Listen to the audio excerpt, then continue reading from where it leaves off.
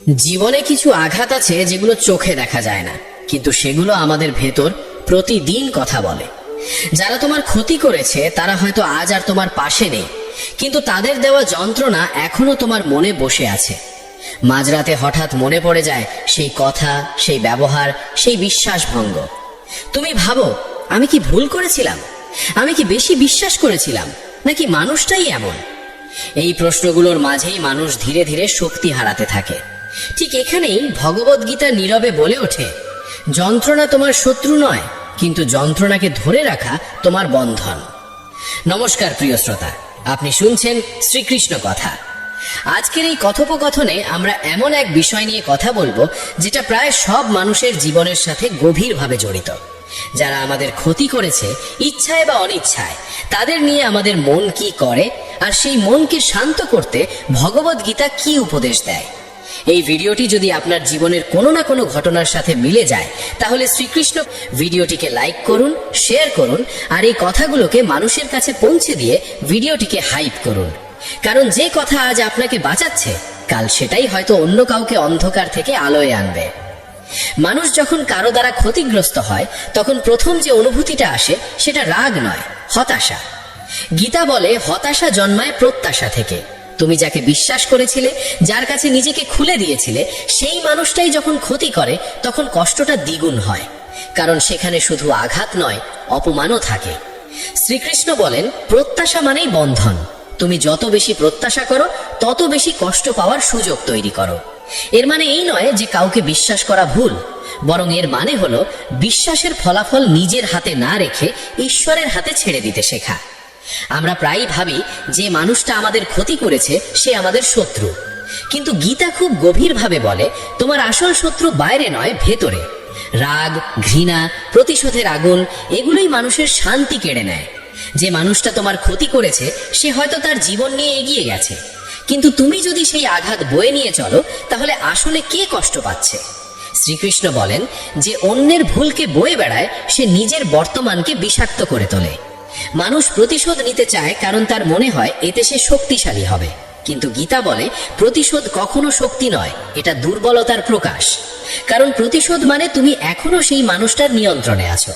সে তোমার চিন্তা নিয়ন্ত্রণ করছে, তোমার অনুভূতি নিয়ন্ত্রণ করছে। শ্রীকৃষ্ণ মানুষকে মুক্ত হতে শেখান, জিততে নয়। তিনি বলেন, ক্ষমা মানে অন্যায়কে সমর্থন করা নয়, ক্ষমা মানে নিজের মনকে মুক্ত করা। অনেকেই প্রশ্ন করে, যদি আমরা ক্ষমা করি তাহলে কি অন্যায় বেড়ে যাবে না? গীতা এখানে খুব স্পষ্ট। ক্ষমা মানে নীরব থাকা নয়, ক্ষমা মানে প্রতিশোধের আগুনে নিজেকে না পোড়ানো। তুমি নিজের সীমা ঠিক করতে পারো, দূরত্ব রাখতে পারো, কিন্তু ঘৃণা বুকে পুষে রাখার দরকার নেই, কারণ ঘৃণা সবচেয়ে আগে তোমাকেই শেষ করে। শ্রীকৃষ্ণ বলেন, প্রত্যেক মানুষ তার কর্ম নিয়ে এসেছে এবং প্রত্যেক মানুষ তার কর্মের ফল ভোগ করবে। তুমি বিচারক নাও, তুমি যোদ্ধাও নাও, তুমি কেবল তোমার কর্মের অধিকারী।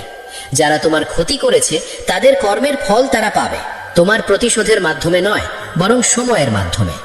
এই বিশ্বাসটাই মানুষের কাঁধ থেকে সবচেয়ে ভারী বোঝা নামিয়ে দেয়। মানুষ যখন বারবার আঘাত পায়, তখন সে নিজেকে প্রশ্ন করতে শুরু করে, আমি কি দুর্বল? আমি কি ভুল মানুষদের বিশ্বাস করি? গীতা বলে, সংবেদনশীল হওয়া দুর্বলতা নয়, বরং সাহস। যারা অনুভব করতে পারে, কষ্ট পেয়েও ভালো থাকতে চায়, তারাই আসলে ভিতরে ভিতরে শক্তিশালী। শ্রীকৃষ্ণ কখনো মানুষকে পাথর হতে বলেননি, তিনি মানুষকে সচেতন হতে বলেছেন।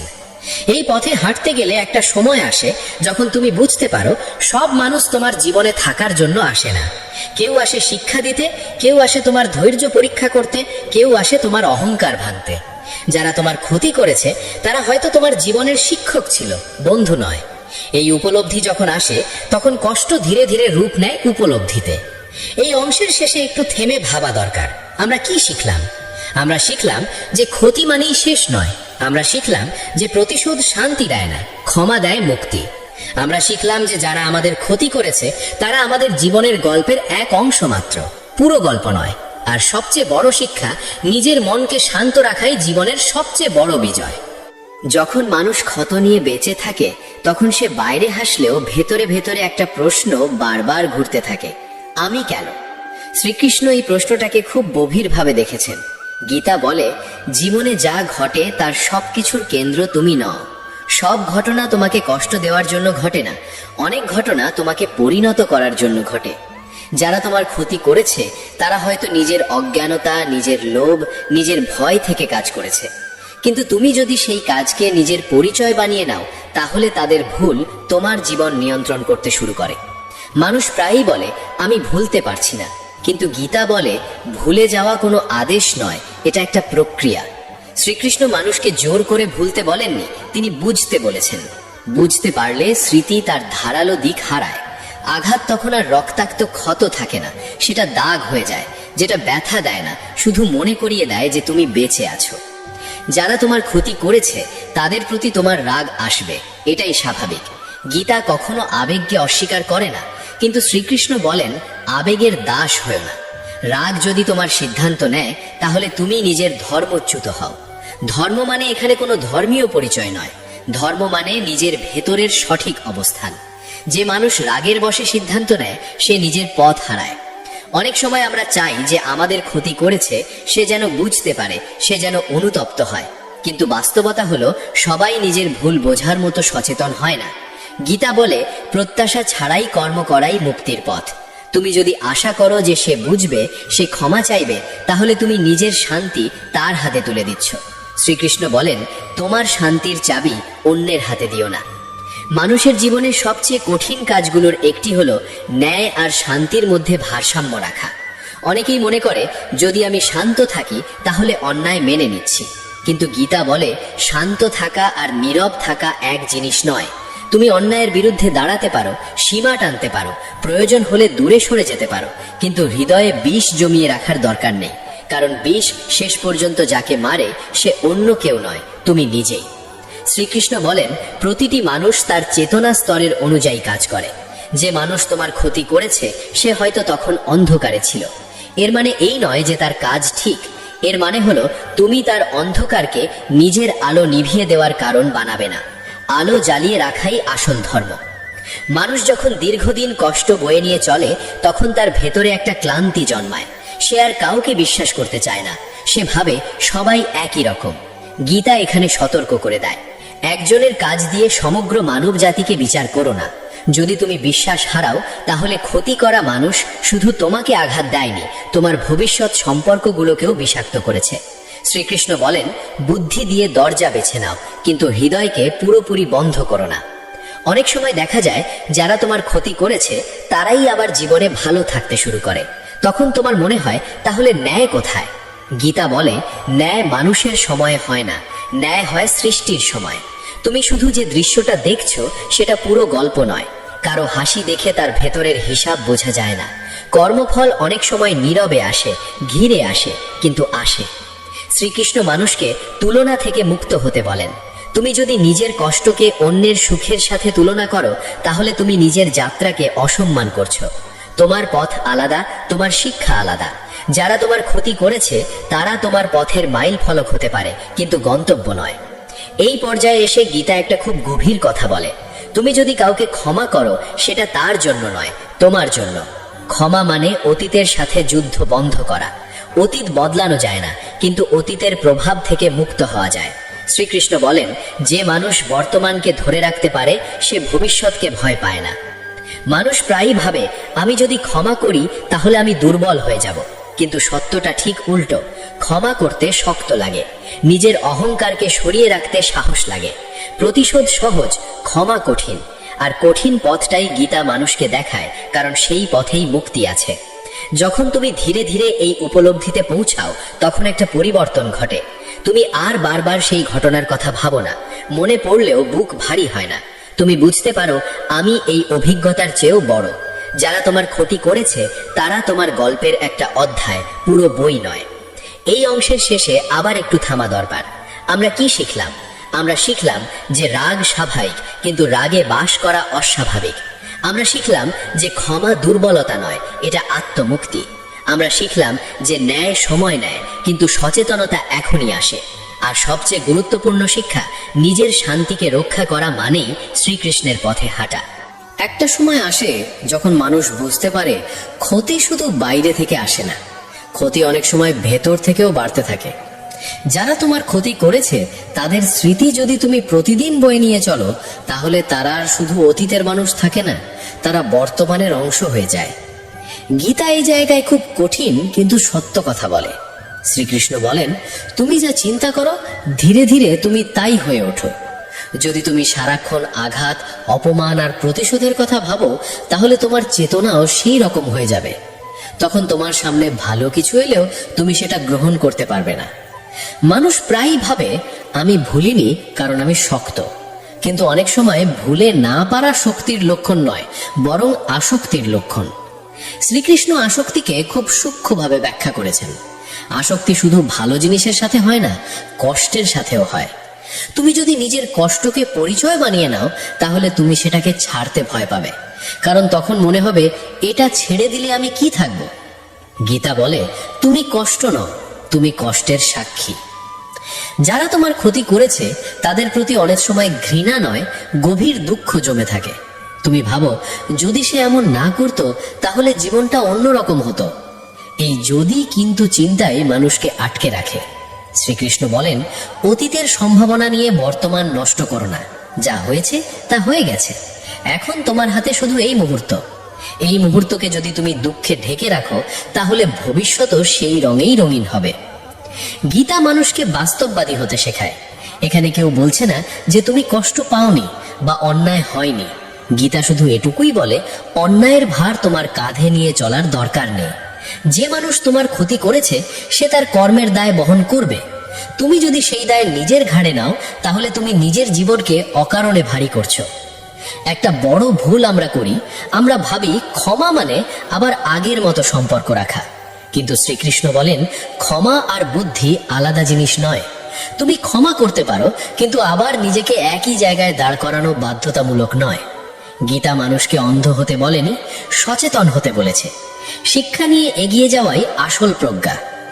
অনেক মানুষ আছে যারা ক্ষমা করতে চায় কিন্তু পারে না, কারণ তাদের মনে হয় আমি ক্ষমা করলে আমার কষ্টের মূল্য থাকবে না।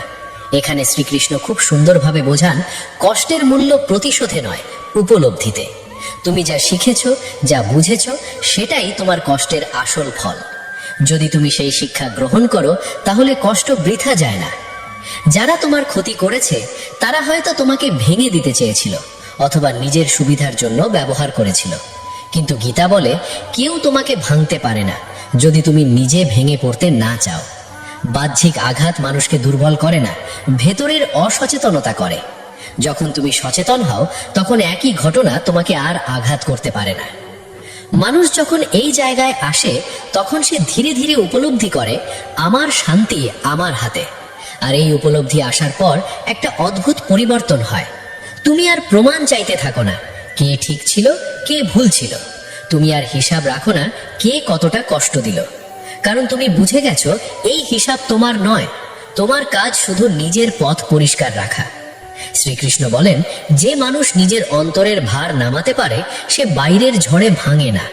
যারা তোমার ক্ষতি করেছে তারা হয়তো তোমার জীবনে ঝড় এনেছিল, কিন্তু ঝড়ের পর যদি তুমি আকাশ পরিষ্কার দেখতে শেখো, তাহলে ঝড়ও তোমার শিক্ষক হয়ে যায়। এই পর্যায়ে এসে মানুষ অনেক সময় একটা প্রশ্ন করে, আমি কি তাহলে সব মেনে নেব? গীতা বলে, মেনে নেওয়া আর বোঝা বয়ে নেওয়া এক জিনিস নয়। তুমি বাস্তবতাকে মেনে নাও, কিন্তু দুঃখকে আঁকড়ে ধরো না।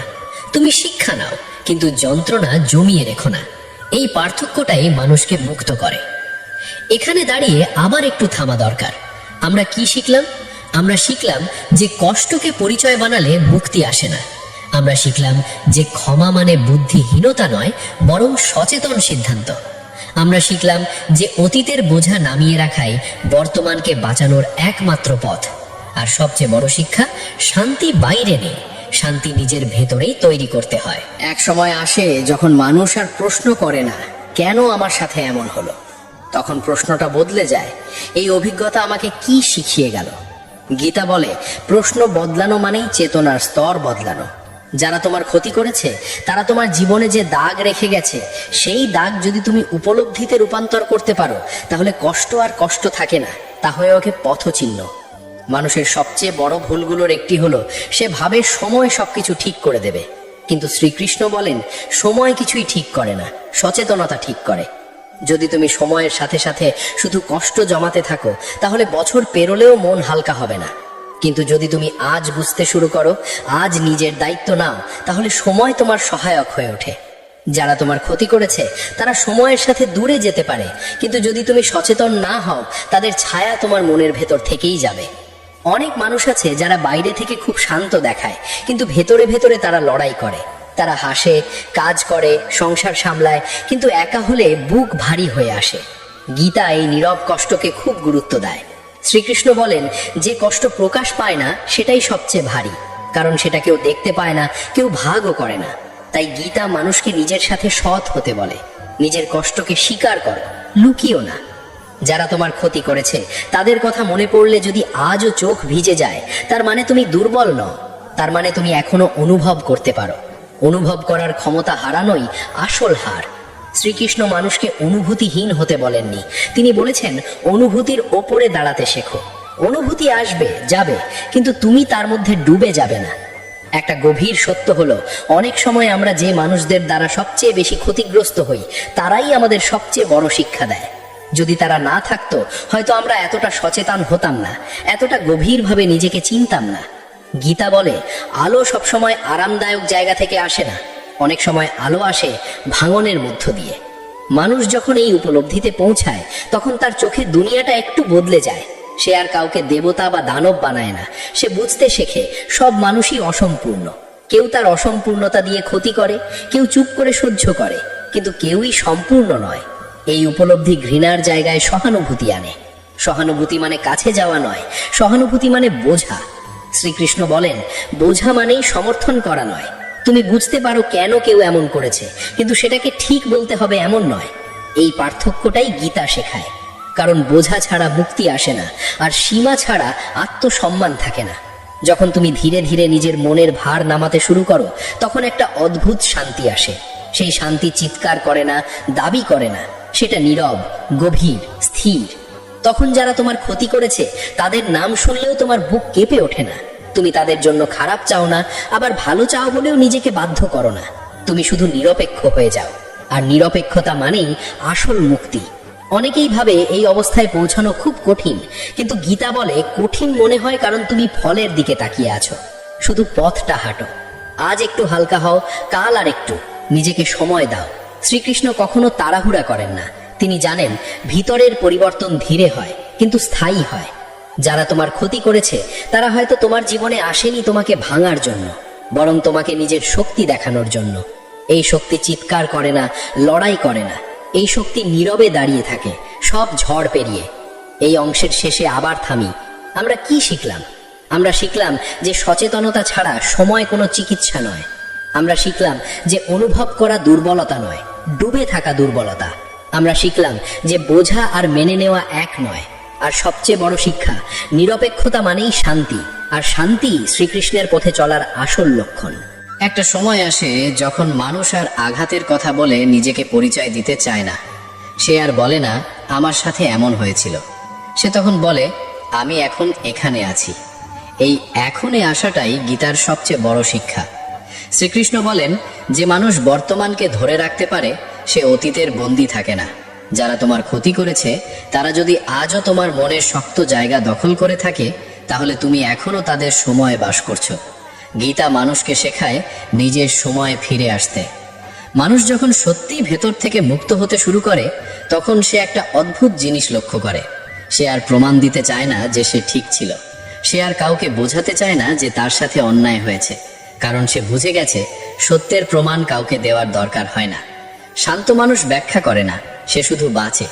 এই অবস্থায় পৌঁছানো মানেই ভেতরের যুদ্ধ শেষ হওয়া। শ্রীকৃষ্ণ বলেন, তোমার জীবনে যারা ক্ষতি করেছে তারা তোমার চরিত্রের আয়না।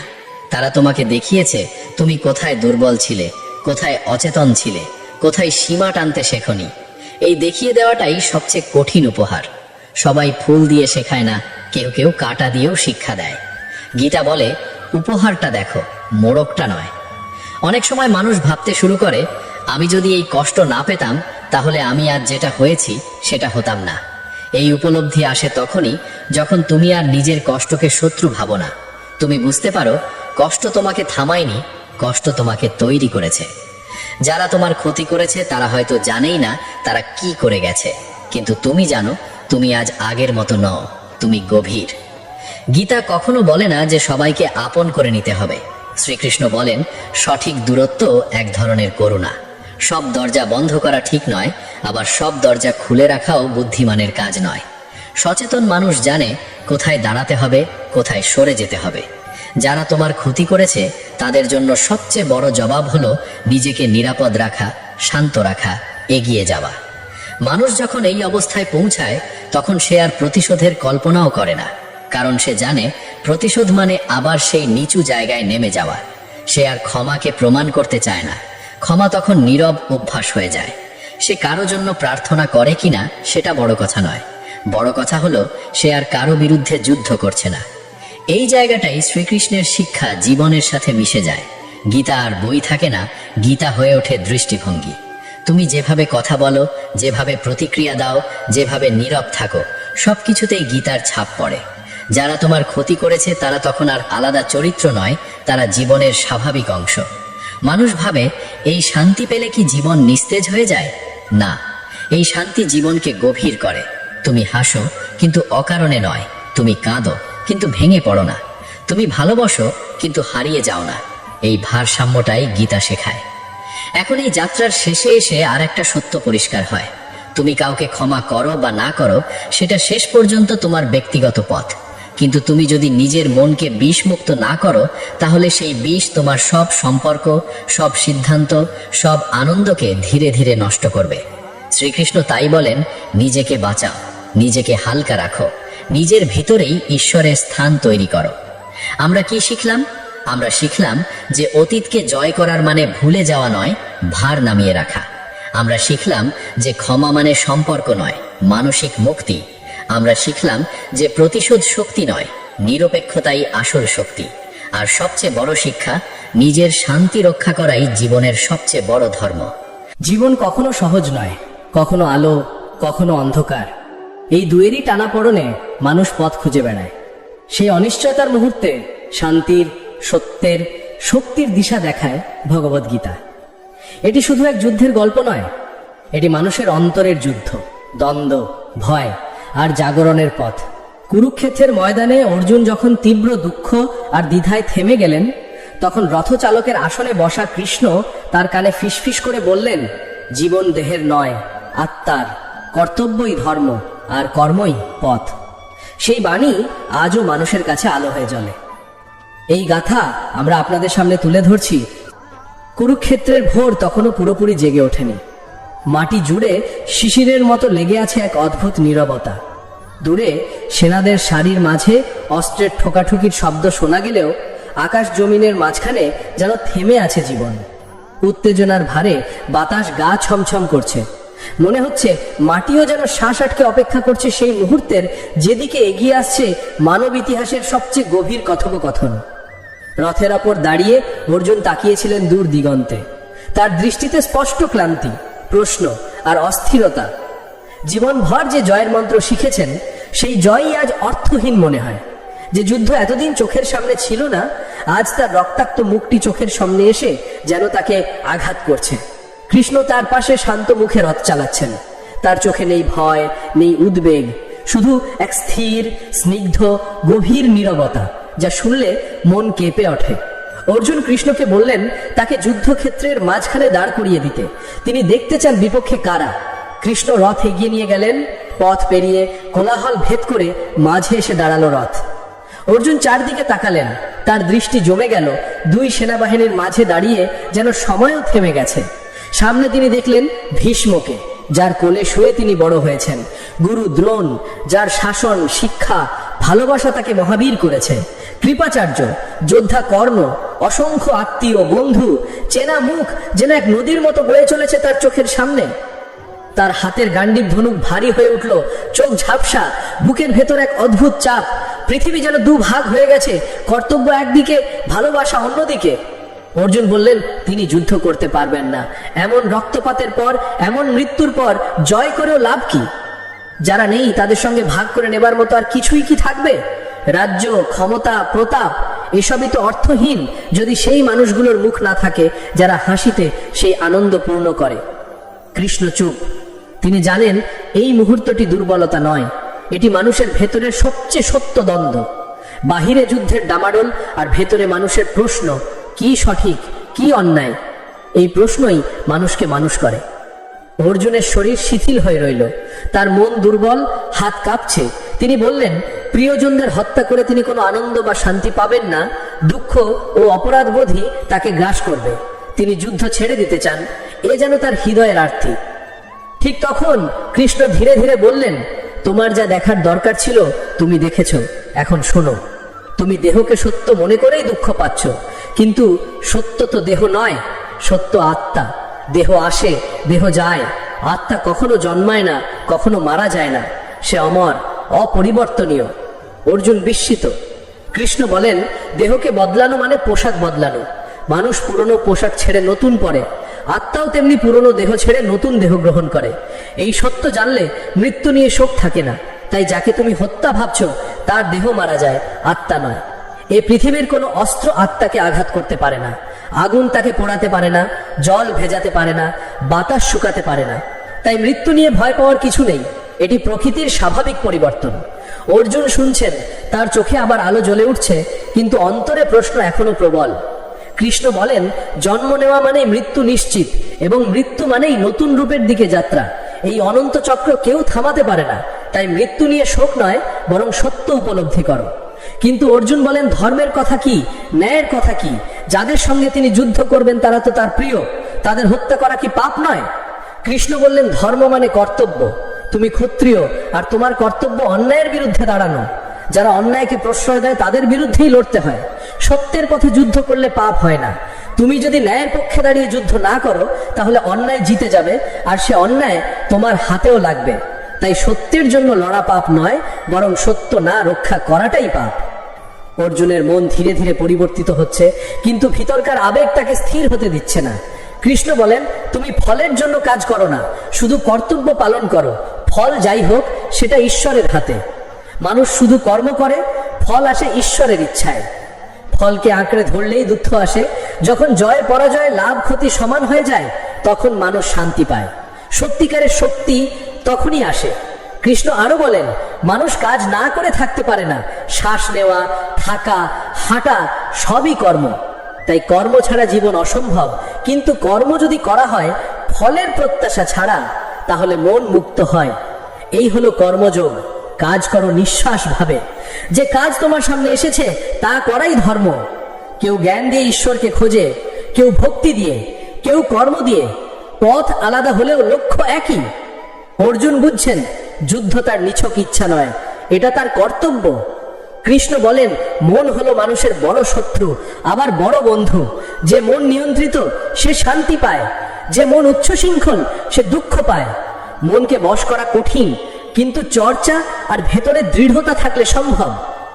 এইভাবে কুরুক্ষেত্রের মাঝখানে দাঁড়িয়ে অর্জুন আর কৃষ্ণর এই গভীর আলোচনাই গীতার জন্ম।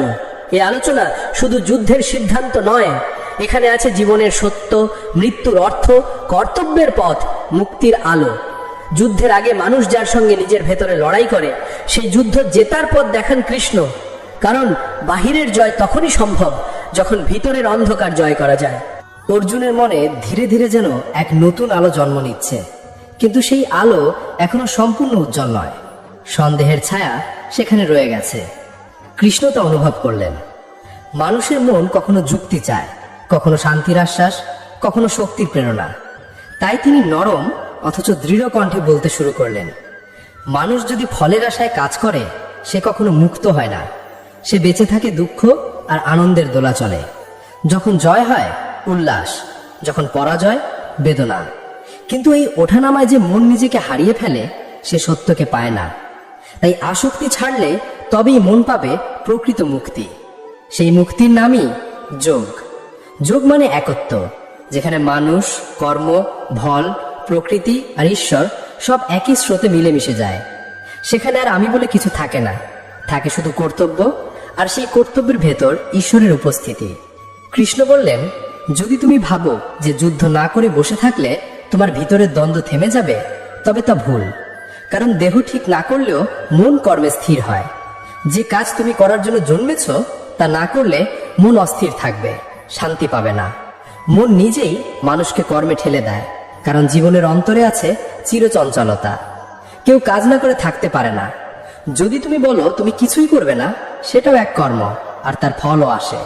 তাই সত্যিকারের অসম্পৃক্ততা হলো কাজ না করা নয়, বরং কাজের ফল থেকে নিজেকে আলাদা রাখা। কাজ করতে হবে কারণ সেটা তোমার ধর্ম, কিন্তু মনে মনে ভাবতে হবে আমি করছি না, ঈশ্বর করাচ্ছেন, আমি শুধু মাধ্যম। অর্জুনের মন এই ব্যাখ্যায় একটু শান্ত হলেও তার অন্তর প্রশ্নে আন্দোলিত হয়। সে বলল, যদি মানুষের মনই সবকিছুর চালক হয়, তবে মন নিয়ন্ত্রণ না করলে সে কি কখনো মুক্ত হবে? কৃষ্ণ হেসে বললেন, মন নিয়ন্ত্রণ কঠিন, খুবই কঠিন, কিন্তু অসম্ভব নয়। বাতাস যেমন ছুটে বেড়ায়, মনও ছুটে চলে। তবু সাধনা, চর্চা, সংযম এই তিনের দ্বারা মনকে ধীরে ধীরে বশে আনা যায়। মানুষ যতই নিজের ইচ্ছাকে ছাড়বে, ততই মন শান্ত হবে। যাকে নিয়ন্ত্রণ করা দুরূহ, তাকে ভালোবাসা আর ধৈর্যে নিয়ন্ত্রণে আনা যায়। তার চর্চা করতে হয় অসমাপ্ত নদীর মতো, থামা চলে না।